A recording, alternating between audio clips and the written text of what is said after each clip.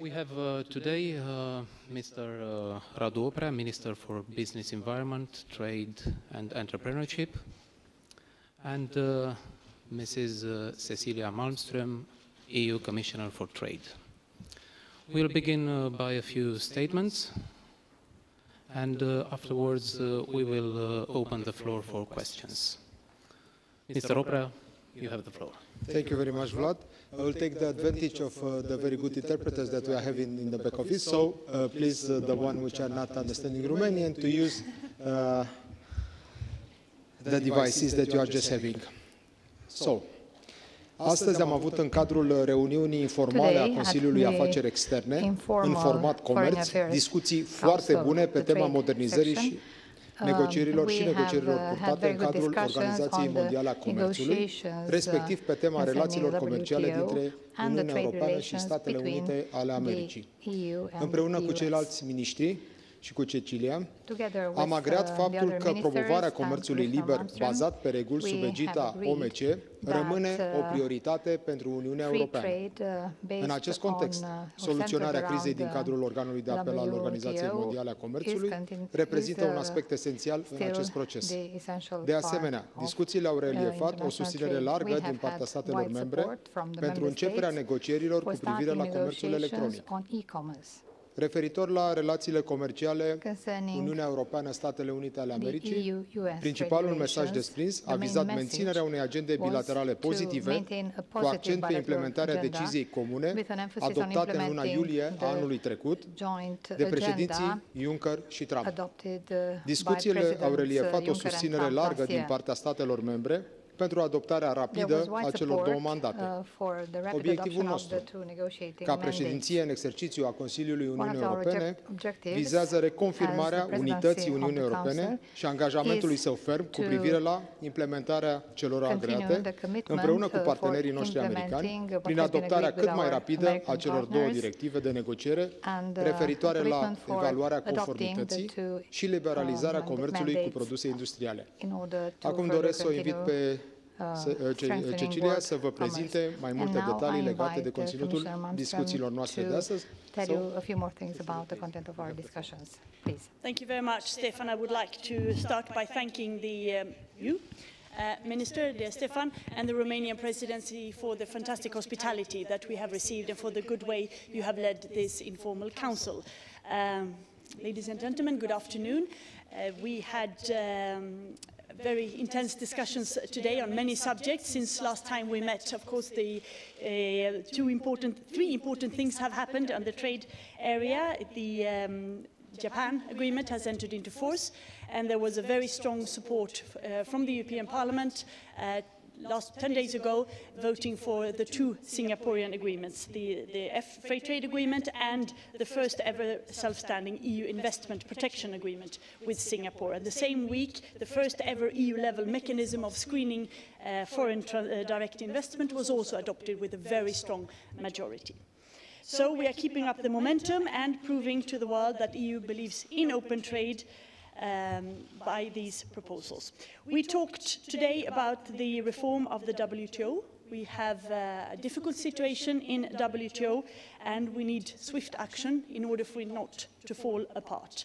I am very happy that the member states are very strong in supporting what the European Commission is trying to do in Geneva, in WTO, in cooperation with many other partners, in order to strengthen, reform and update, modernize the WTO work. The most difficult area is, of course, the appellate body. They're still blocked. We have made proposals to unblock the situation, and now we need to see real negotiations in order to move forward here. We are advancing in our work to update the rulebook of WTO, subsidies, forced technology transfer. Here we are working together with Japan and the US. We've had 5 ministerial meetings so far. We are continuing our efforts to make the day-to-day work in WTO more effective, more working on proposals on transparency, on notification, and we are working on how to make the regular daily work in the committees more efficient as well. And we have, in all this hard work, we also have some good news. In Davos, 76 countries signed up to working on e-commerce as a plurilateral in order to show that we can still deliver in the WTO. We had discussions on the EU-US trade relationship. We do have concerns about certain aspects of the trade policy pursued by the current US administration, but there is also a strong unanimity that we should have a positive agenda with the US, building on the decisions and the joint statement that was made when the two presidents, President Trump and President Juncker, met in the White House in July. We have proposed to the Member States 2 draft negotiating directives that were sent to the Council and to the Parliament on industrial tariffs and on conformity assessment. And we had a very good discussion today, strong support for these mandates, and we hope that we can have a swift adoption of them in order to follow up what we committed to in July. And in the meantime, of course, we are continuing our work in the Executive Working Group, and the full report on where we are so far was published 10 days ago for you to see as well. I also had the possibility to update ministers on the state of play of various discussions and negotiations that we are having in our very ambitious trade agenda. We have hope that we very soon will formally conclude with Mexico. There remains a few issues on public procurement, where the states in Mexico should report to the federal level and then to us on their commitments. This still takes a little bit more time, but for the rest it is concluded, and in the meantime we are working on the legal scrubbing of the text. We have resumed EU-Chile talks. There will be a new round in Santiago in April, and negotiations with Indonesia, Australia, New Zealand progressing well, new rounds in the coming weeks as well, and also negotiations with Tunisia on the deep and comprehensive free trade area. Our negotiations with the 4 Mercosur countries remain a priority. There are points remaining, but we see political willingness, and there is an agreement now to have a next round in Buenos Aires in March, and I hope that we will see progress now. This will be the first round after the new government in Brazil. We also discussed briefly our response to the human rights and labor violations in Cambodia and Myanmar. These countries both benefit of the very privileged arrangement under the Everything But Arm arrangement, which gives them very favorable trading possibilities with us, but is not without conditions. There are human rights violations in both of these countries, so we have started to engage with them. We have notified Cambodia that we have started the process that could lead to a temporary suspension of their preferential access to the EU market. No final decision, of course, will be made until we've made engagement around a year with the Cambodian government. With Myanmar, we've had a mission this week to assess the situation. I understand that our people have just come back, and we will, of course, evaluate this mission as well. So 2019 will be a very busy year when it comes to trade, and we are looking very much forward working with the Romanian presidency under this time. So thank you again, Stefan. We're ready for questions. Philip, please.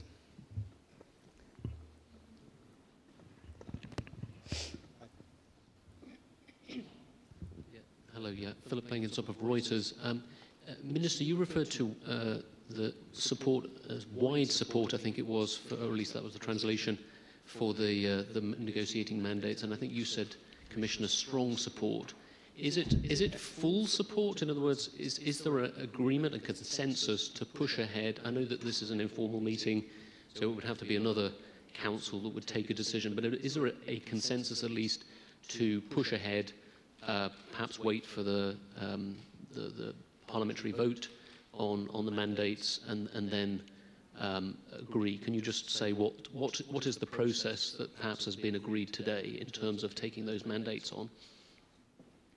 So I think that maybe it's better to speak in English, then it will be the same translation and it will be the same meaning of the words.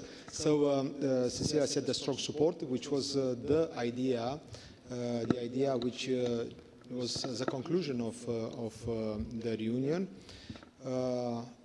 We have to be transparent. everybody was speaking that we have to be united, and this is the strong message that we are giving together, all the member states, all the ministers, but in the same time, to be transparent, to discuss more with the national parliaments, with the citizens. It's one of the needs and one of the lessons that we all learn during time. So this is a process that we are engaged, all of us, all the ministers, and not only, and surely that it will be also the debate in the European Parliament, because the committee already had this debate. So I think that it's a normal process that we have to take care.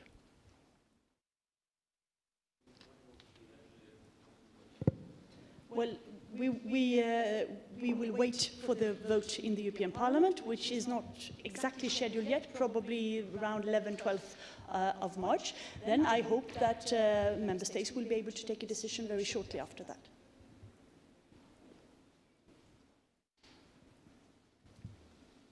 Please, next question.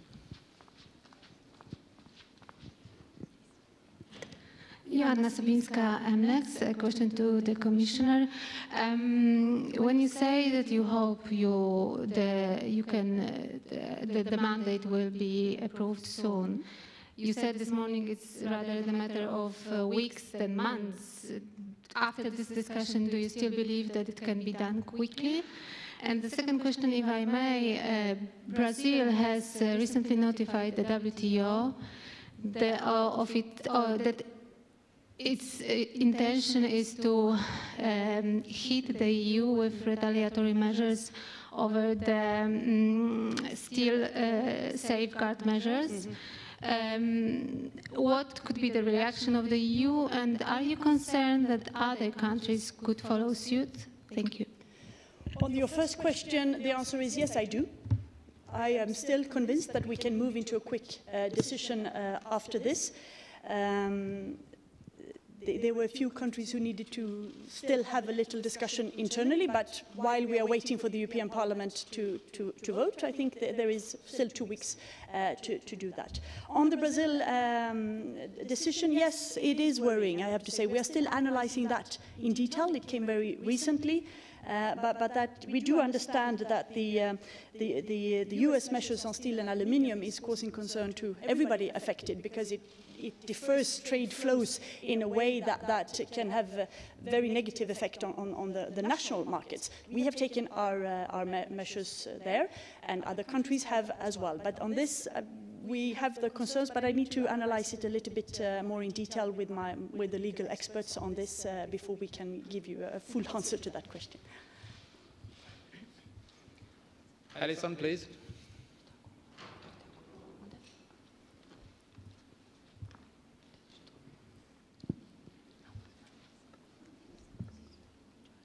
Here.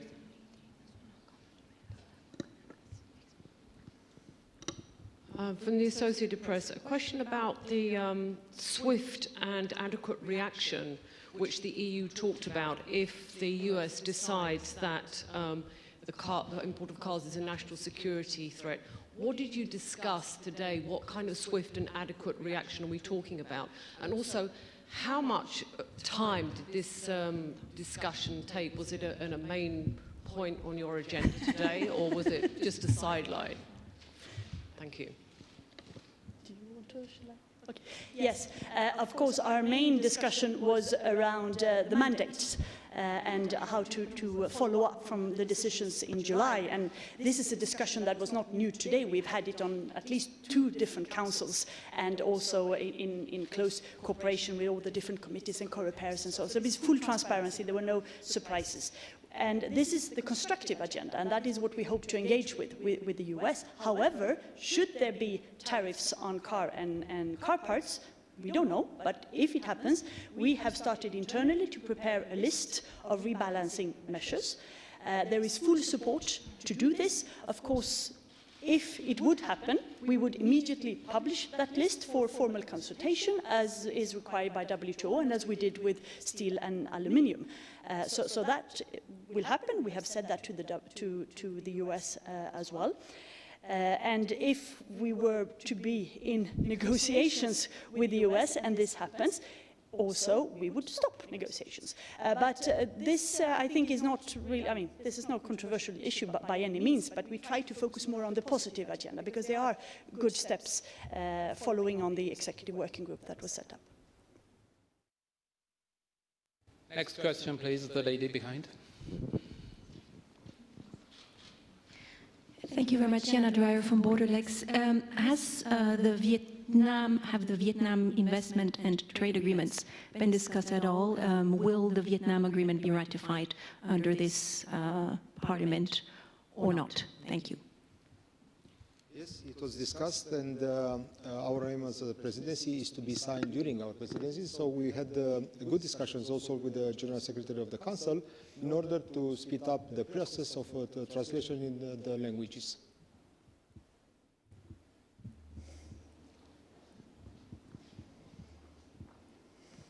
Bonjour en français, s'il vous plaît. Est-ce que la Commission serait prête à enterrer définitivement le TTIP si ça facilitait l'adoption du mandat par certains États membres? Et je pense à la France. La Commission de faire une décision sur ça. Toute question qui appartient au mandat, c'est la décision du Conseil. Mais nous avons dit, de la part de la Commission, et je pense que c'est une opinion que partagent les États membres, que le TTIP est effectivement dans le frigo. Il restera pendant le temps envisageable. Ce que nous allons négocier, j'espère, avec les États-Unis, c'est quelque chose de tout à fait différent, c'est beaucoup plus limité. Les conditions pour négocier TTIP pour quelque chose dans ce genre ne sont pas là. Caduc, if you want to use the French word. Obsolete. Bloomberg, please. Thank you. Question from Bloomberg for Minister Oprea.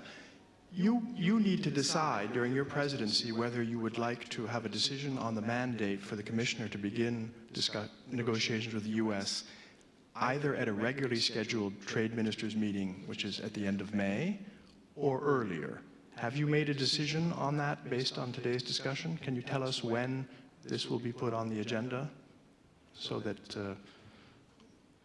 we just spoke about, or I just spoke about the strong majority, and also Cecilia, because we've been together on the same informal meeting. So I think that unity is really important, and the consensus is also important for all the member states, because the message that we have to give it's a strong one. So we are still in the position of some of the member states which are having that transparency way of speaking with the citizens, and also the decision of the European Parliament, as we mentioned before. So we are in very close contacts. We are in this doing what the presidency should do, to be the honest broker. We are keeping very close discussions with all the representatives of all the ministers. So in a very short period of time, I think that we will be on the good path.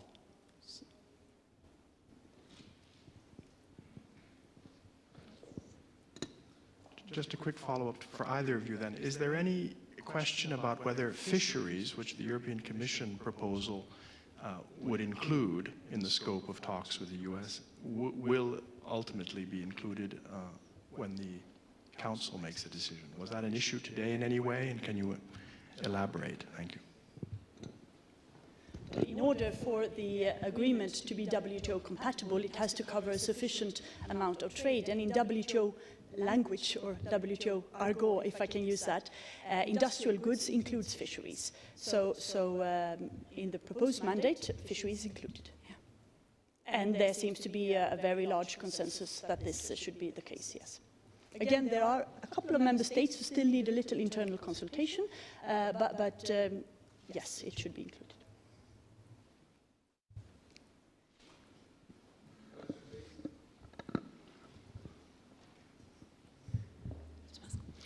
O întrebare pentru doamna comisar. În discuțiile cu OMC-ul ați discutat cumva și despre transferul tehnologic? Mulțumesc. Did you talk about the technological transfer? În discuțiile cu OMC-ul ați discutat despre transferul tehnologic? We discuss the issue of forced technology transfer that is occurring today and for which there are no rules in WTO. So we are trying to see if we can draft rules on this to bring to the WTO membership. And in this work, we are working with the US and Japan to see if we can draft rules on the issue you asked about, forced technology transfer, yes. Ce fel de reguli? What kind of rules do you mean? Well, WTO rules on how to limit it and how to make sure that it is done well, it shouldn't be done, but how to address it in international rules within the WTO framework.